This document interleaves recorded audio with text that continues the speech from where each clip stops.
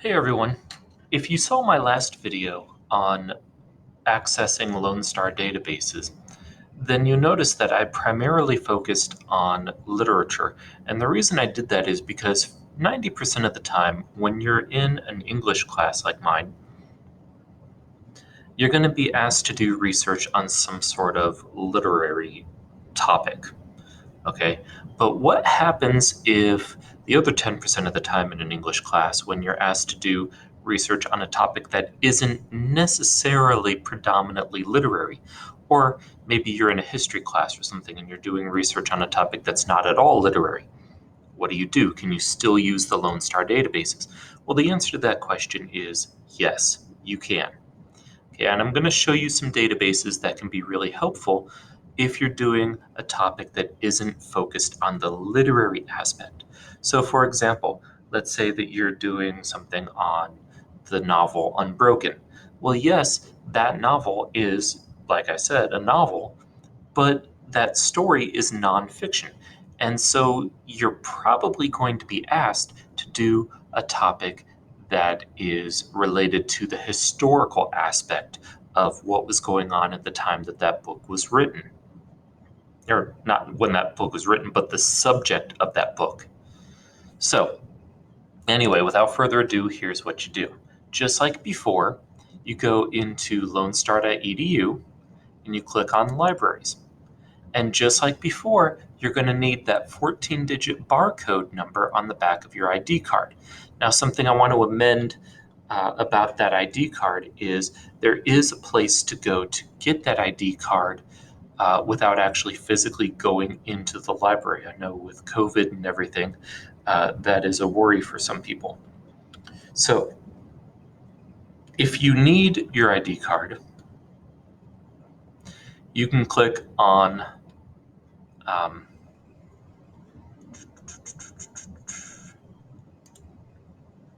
believe it's right here.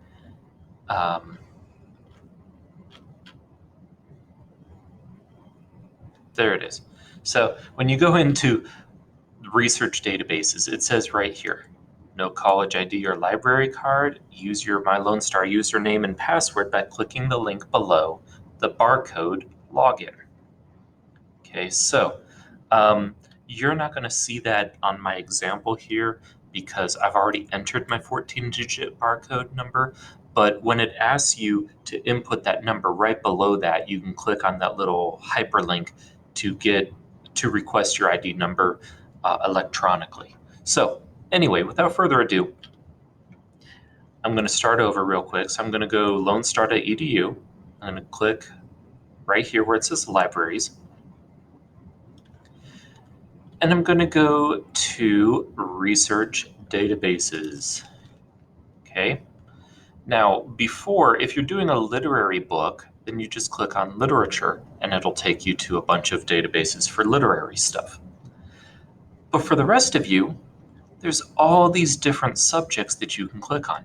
Now, two of my favorite databases for non-literary works are both in the same spot.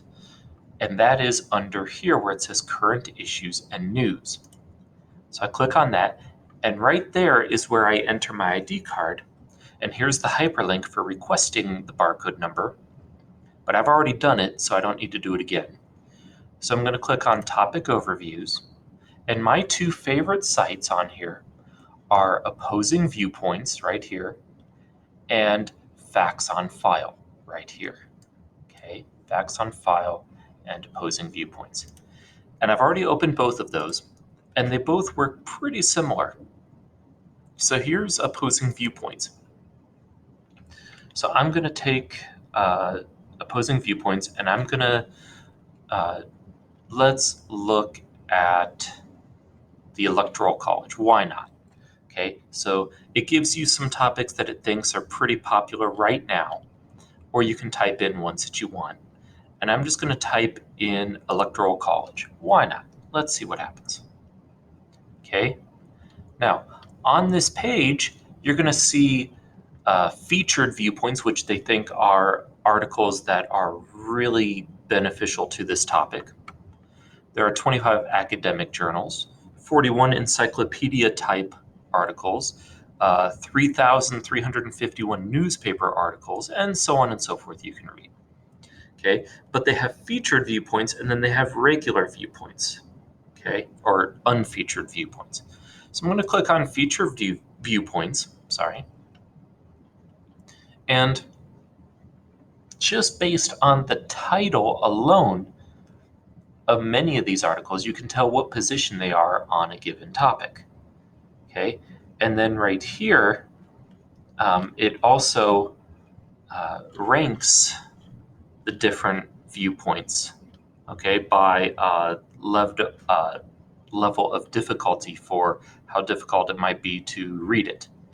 The more dots it has, the higher level of difficulty the article might be for you to read. So I'm going to click on an article I like. And again, just like before, you can save it to your Google Drive, you can save it to your OneDrive, you can email it to yourself, you can download it or print it. I always recommend printing just because you never know when your power is going to go out or your internet's going to go out. You can increase the size of the font so that it's easier to read. You can listen to the computer read it to you. If you like this article, here's the source citation. Copy and paste.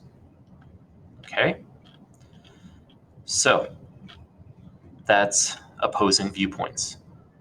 And one of the things I love about opposing viewpoints is it gives you, just like the name implies, opposing viewpoints. So you're going to see some articles that are for the topic and some articles that are against the topic.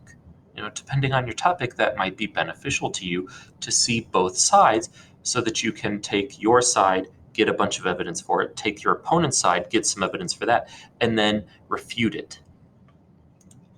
Another one that I like, remember I'm back here, so that was opposing viewpoints. And the other one I like is facts on file, which I've already got pulled up here. Same kind of idea, okay? So on the home page of it, I got a little ahead of myself. I just clicked on the first article, which is coronavirus. And you see, just like with opposing viewpoints, you can get an introduction to the topic, some background information, what supporters argue, what opponents argue. You can get some editorial cartoons, some discussion questions, so on and so forth. So let's see what supporters argue brings up. Okay, and so here is an article, and maybe I like this article. I can click on that. Okay. This is a pro-con article. I can also click on primary sources. And here's a whole bunch of articles that are useful primary sources for it. Okay, here's some news articles that 46,000 news articles. And you can narrow your results by when they came out. But you're going to primarily want to stick with primary sources. Now, the pro-con one might be useful to get some idea as to what people think for it or against it. Okay. But also, they give you this bibliography at the end to give you where they got all of their information. And you could use those as branching off points. So maybe you want to say, like, oh, that was a really good point. Let's see more about that article. And you can click there to find more information. Okay. So, lot of information. Now, of course, for my example, I picked a really robust topic that a lot of people are talking about. But anyway, those are two really helpful databases to help you find some really good information about your topic. Okay, so, and again, here's what opponents argue. And again, at the bottom, here's the citation. And let's say I picked one of these primary sources. Let's say I picked this one. Here's the primary source. And then again, right at the bottom, here's here's the source citation. Okay, so hopefully that helps you. That's pretty much it. So use the databases.